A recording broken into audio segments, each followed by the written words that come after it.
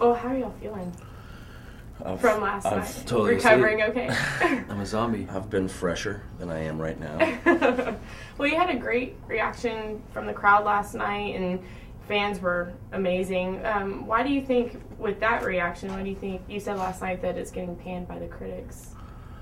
I don't know, but at the end of the day, I mean, critics, I think, review me a little bit more than they do the film, and they find me disagreeable for some reason. But critics don't determine what people like, but the public determines what it likes. So luckily, all the terrible reviews have not affected the turnout. And I'd rather than have, would you rather have a critically acclaimed film, No, or a film that millions of people love? I like when you see a bad review. There's like 50 comments of "You don't know what you're talking about."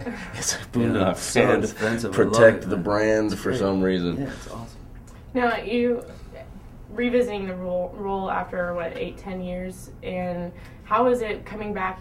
Sean said 100% cast and crew back. How is it? Did it make your transition easier to come back into that role, or? It's one of those rare movies that you do and you feel like you're coming back home. You know what I mean? It's like you're doing it for a family. So it's I think just in that aspect, it's easy to jump back into. You know what I mean? Mm-hmm. It wasn't Kind of like riding a bike there. totally. I mean, it's a little deja vu-ish when you put on the pea coats the first day and then you start shooting people. And Cut your hair Right. off. Once you Right. start killing people, then everything just kind of falls in Falls in line. And you wrote, or you say you don't like using CGI. Whenever you were writing the script, did you know, okay, this is gonna require that, or? I think I'm a little old school, I love getting things in camera and doing stunts, live, that kind of thing. It's exciting. It's much more exciting, than having a blue screen. You're able to digitally make a guy go across it. We unfortunately didn't have, we had budgetary constraints, and we were forced to use blue screen in one of the scenes that we used in Boondock, but at least I'm experienced in it now, and I know sort of what to expect the next time I do blue screen, and I think that I'm just going to try to avoid it as much as humanly possible and get everything live that we can, but use it, sparingly when we absolutely need it. Now, any blood cannon experiences for this one?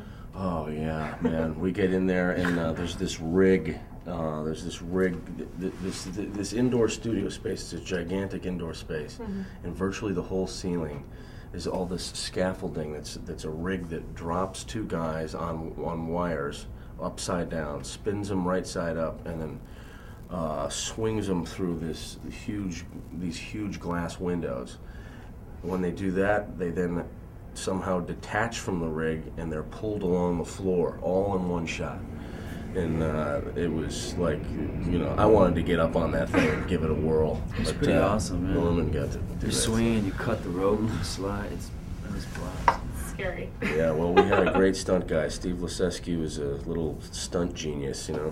Every time I give him a script, he's like, okay, you're going to have to give me a few days on this one. And he comes back with all the stats. We got it, no problem.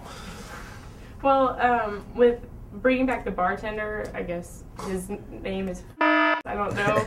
That's all I can remember. His name's Doc. Doc, He okay. just has Tourette's syndrome, and Well, whenever I watched the first one, I remembered Fraggle Rock, of all things. And I was like, how do you find the guy from Fraggle Rock to do this? As you can imagine, I'm not much of a child's, television show, so I didn't know even what Fraggle Rock was, and he didn't even tell me. And I guess his character name on Fraggle Rock was also Doc. Yeah. You would have thought the guy would have said something, Oh, by the way, I'm the. Doc on Fraggle Yeah, Rock. I'm Doc on Fraggle.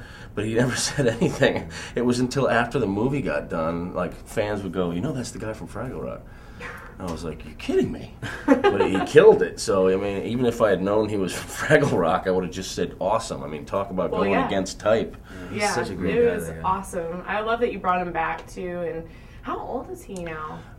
Doc's about in his mid-70s, and he early 80s.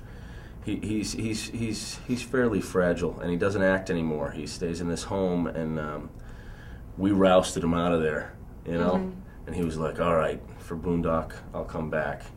And he came back, having him on set, man, people were just saluting him when he walked on set, That's Big great. Boondock alumni right there. Now, with the replacement of Agent Smecker with a female role, what was, in the first one, you were real adamant about using all male roles for your leads, and now you have a major lead with a female. Why would you do that and change course and kind of change the dynamics of the film? Because it's a sequel, and I believe big risk equals big reward on sequels. The Boondock fan base was not prepared to have a female in the film, never mind a female lead on Boondock. Now, from fan reactions, they can't live without her. She's the next thing we're going to make cool. She's the new thing. And I think also, to a certain extent, actresses are sort of pigeonholed into playing victim roles.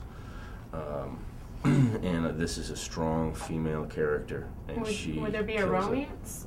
And for the next one, because I would think, I'm not suggesting it, but would you be open to that or not? I mean, you have anything's a person surrounded possible. by men. Anything's possible on a 3, but in terms of the brothers, they've always just been.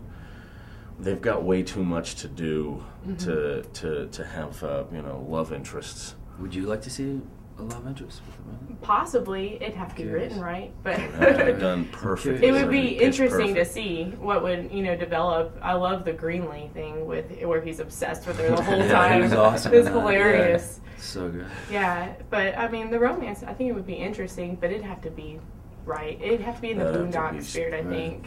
That'd have to be spot on, pitch perfect. Yes. And it's not something I'm thinking about right now in terms of a 3, any love interests. That's almost taboo for the fan base, Right. Keep them with guns in their hands, not breasts. Well, thank you so much. I really appreciate it. Thank you. It was a great time last night. I hope you guys recover, get some rest, hydrate. It's always good. So right. thank you very much. Thank you.